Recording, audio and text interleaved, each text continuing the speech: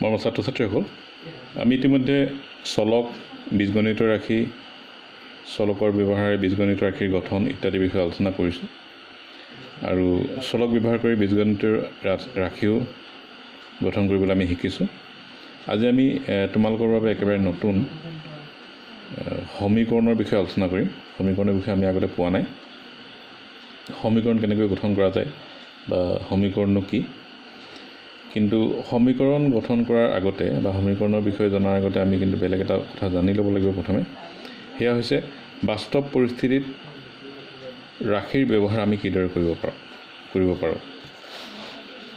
ইয়াত তোমালোকৰ পাঠ্যপুথিৰ 196 পৃষ্ঠাত তাৰ কেইটামান উদাহৰণ দিয়া আছে।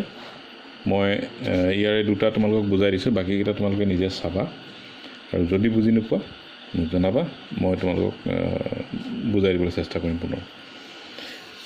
এইটো প্ৰথমটো চোৱা, 4 বছৰ পিছত ৰুমিৰ বয়স। 4 বছৰৰ পিছত ৰুমিৰ বয়স। 4 বছৰৰ পিছত ৰুমিৰ বয়সটো জানিবলৈ আমি প্ৰথমে ৰুমিৰ বৰ্তমান বয়সটো জানিব লাগিব, কিন্তু ৰুমিৰ বৰ্তমান বয়সটো ইয়াত দিয়া হোৱা নাই। গতিকে ইয়াত কি কৰা হৈছে চোৱা, ধৰা হ'ল ৰুমিৰ বৰ্তমান বয়স y বছৰ। ৱাইটো এটা চলক। ৰুমিৰ বৰ্তমান বয়সটো আমাৰ বাবে অজ্ঞাত, সেয়া আমি নাজানো। নজনাৰ বাবে আমি বয়সটো ধৰি লৈছোঁ y বছৰ বুলি। এইটো যে y বছৰ ধৰিব লাগিব তেনেকুৱা কথা নাই। আমি ইংৰাজী বৰ্ণমালাৰ যিকোনো এটা আখৰ বা যিকোনো এটা বৰ্ণৰে আমি ইয়াক প্ৰকাশ কৰিব পাৰোঁ। তো y নধৰি xও ধৰিব পাৰা, এও ধৰিব পাৰা, বিও ধৰিব পাৰা, যি মন যায়। আজি নহওক, ইয়াত ৰুমিৰ বয়সটো y বছৰ বুলি ধৰা হৈছে। এতিয়া বৰ্তমান বয়সটো y বছৰ। বৰ্তমান বয়স যদি y বছৰ হয়, তেনেহ'লে 4 বছৰৰ পিছত ৰুমিৰ বয়সটো কিমান হ'ব? 4 বছৰৰ পিছত ৰুমিৰ বয়স হ'ব y + 4 বছৰ। y লগত 4 যোগ কৰিলে আমি ৰুমিৰ 4 বছৰৰ পিছৰ বয়সটো পাম। এই y + 4টো হৈছে এটা বীজগণিতীয় ৰাশি, এইটো তোমালোকে গম পাইছাই, এই বিষয়ে আমি আলোচনা কৰিছোঁৱেই। এই এনেকুৱাকৈ আমি বাস্তৱ পৰিস্থিতিত বীজগণিত ৰাশি ব্যৱহাৰ কৰোঁ। এতিয়া আমি যাম সমীকৰণৰ বিষয়ে, আমি আমাৰ আলোচনাটো কৰোঁ। সমীকৰণ কি সেয়াও বুজিবলৈ তোমালোকৰ পাঠ্যপুথিত থকা এটা উদাহৰণলৈ লক্ষ্য কৰা। এইটো চোৱা, তগৰৰ ঘৰৰ পৰা বিদ্যালয়লৈ খোজকাঢ়ি যাওঁতে যিমান মিনিট লাগে তাৰ দুগুণৰ পৰা 3 মিনিট কমালে 9 মিনিট থাকে। তগৰৰ ঘৰৰ পৰা বিদ্যালয়লৈ আহোঁতে কিমান সময় লাগে?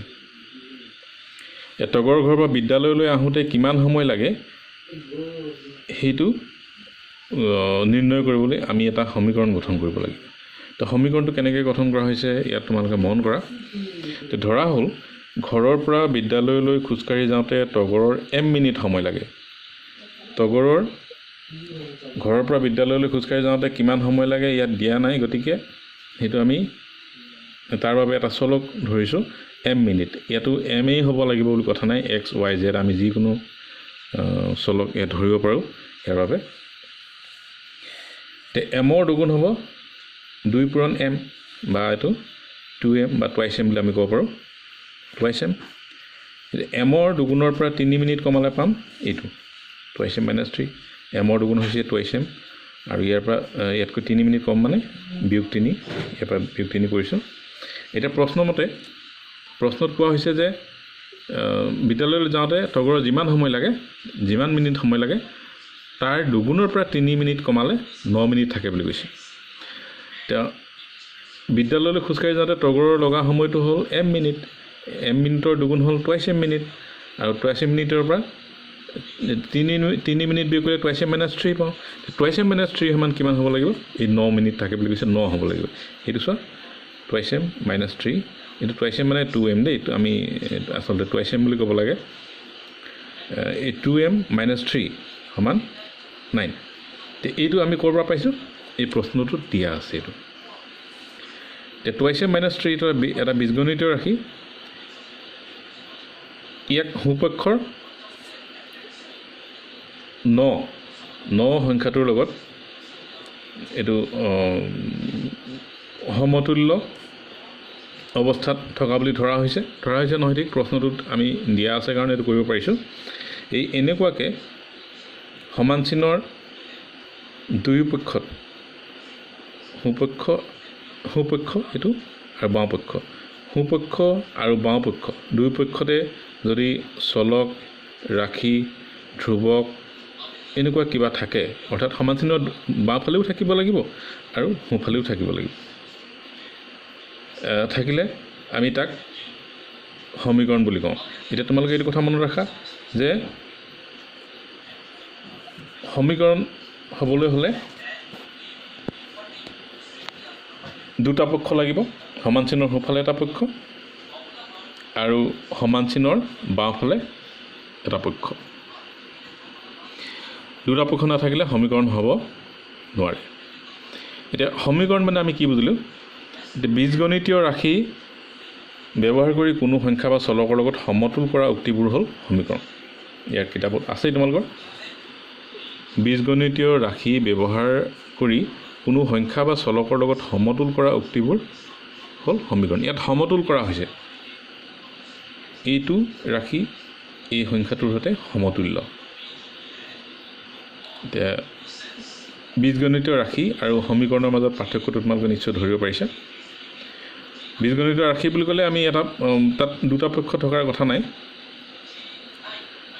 কিন্তু সমীকৰণ বুলি ক'লে তাত আকৌ দুটা পক্ষ থাকিবই লাগিব ইয়াত যেনেকৈ দুটা পক্ষ আছে সমান চিনৰ বাওঁফালে এই ৰাশিটো আছে সমান চিনৰ সোঁফালে এই সংখ্যাটো আছে ইয়াত তেনেকৈ এইফালে এটা ৰাশি আছে বীজগণিতীয় ৰাশি দেখিছোঁ x+9 পিছফালে সোঁফালে আমি এটা সংখ্যা দেখিছোঁ ইয়াতো চলকযুক্ত এটা পদ আছে এইফালে এটা ধ্ৰুৱক বা সংখ্যা আছে ইয়াতো একেই এইফালে এটা বীজগণিতীয় ৰাশি আছে এইফালে এটা সংখ্যা আছে আৰু কেতিয়াবা সমান চিনৰ সোঁফালে বাওঁফালে দুইফালেই একো এটা বীজগণিতীয় ৰাশি থাকিব পাৰে সেইটো সমীকৰণ এটা ৰাশিৰ লগত আন এটা ৰাশি যদি সমতুল্য অৱস্থাত থাকে তেতিয়াহ'লে সেইটো সমীকৰণেই হ'ব এইকেইটা হৈছে সমীকৰণৰ উদাহৰণ ইয়াত দিছে কেইবাটা সমীকৰণৰ উদাহৰণ এই প্ৰতিটোতে তোমালোকে দেখিছা যে সমান চিনৰ বাওঁফালে আৰু সোঁফালে দুয়োফালেই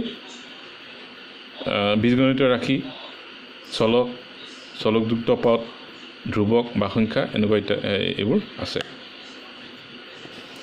এতিয়া সমীকৰণৰ সমাধান কেনেকৈ কৰা যায় তাৰেই এটা পদ্ধতি আমি শিকোঁ সমীকৰণৰ সমাধান কেইবা ধৰণৰ কৰিব পৰা যায় তোমালোকক আজি এটা পদ্ধতিৰ বিষয়ে মই ক'ম আৰু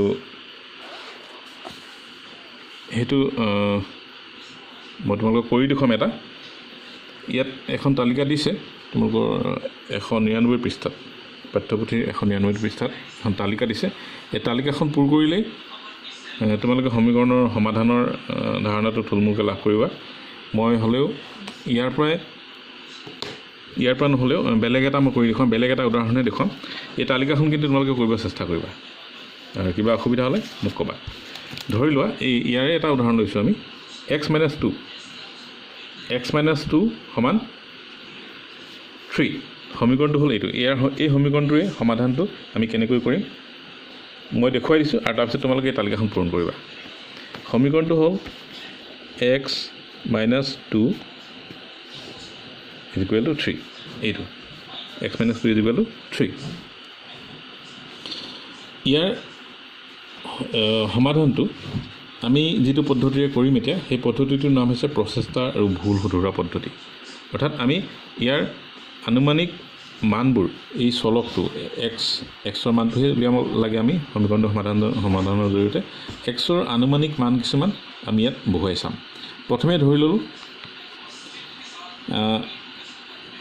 xৰ মানটো আমি ধৰি ল'লোঁ 2 এইটো ধৰিহে লৈছোঁ হয়নে নহয় আমি নাজানো x সমান 2ৰ বাবে x সমান 2ৰ বাবে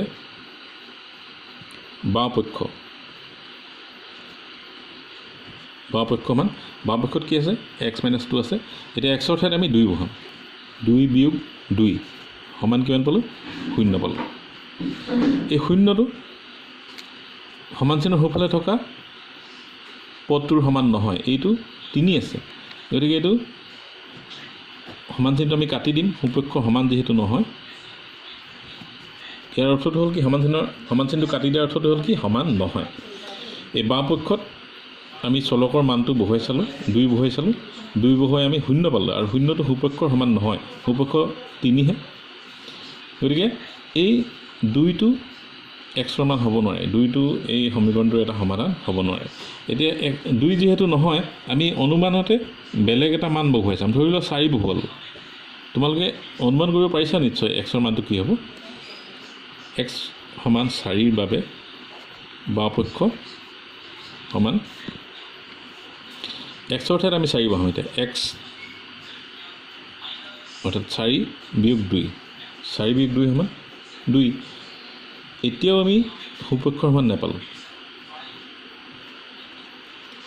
xৰ মানটো এইটো xৰ মানটো 4 ধৰিলে বাওঁপক্ষত আমি 2 পাইছোঁ আৰু 2টো সুপক্ষৰ সমান নহয় এতিয়া চোৱা এতিয়া নিশ্চয় অনুমান কৰিব পাৰিছে কি হ'ব শুদ্ধ মানটো 4 5 হ'ব 5ৰ বাবে বাওঁপক্ষ সমান xৰ ঠাইত 5 যদি বহাওঁ 5 বিয়োগ 2 সমান 3 এই 3টো সুপক্ষত আছে গতিকে সুপক্ষৰ সমান হয় এইটো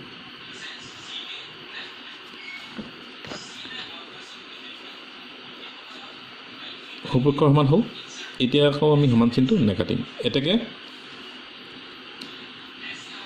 x সমান 5 হ'ল সমীকৰণটোৰ সমাধান তাৰমানে xৰ মানটো 5 xৰ ঠাইত আমি 5 বহাই এই সমীকৰণটোৰ সমাধান আমি লাভ কৰিলোঁ গতিকে xৰ সমাধান হৈছে 5 এতিয়া সমীকৰণ সমাধানৰ এই পদ্ধতিটোক আমি কি বুলি কওঁ তোমালোকক মোক কৈছোঁ প্ৰচেষ্টা আৰু ভুল ধৰোৱা পদ্ধতি আমি এতিয়া